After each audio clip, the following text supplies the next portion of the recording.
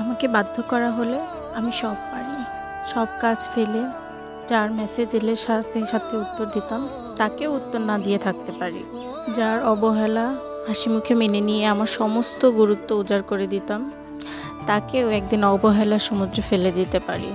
যাকে দেখার জন্য উৎফুল্ল হয়ে থাকতাম, তার সাথে হঠাৎ দেখা হলেও মুখ ফিরিয়ে অন্যদিকে চলে যেতে পারি।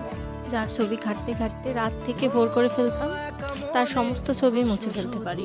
যাকে হারানোর ভয় পেতাম, সবসময় তাকে গেটের বাইরে অবধি গিয়ে হাসি মুখে ছেড়ে দিয়ে আসতে পারি।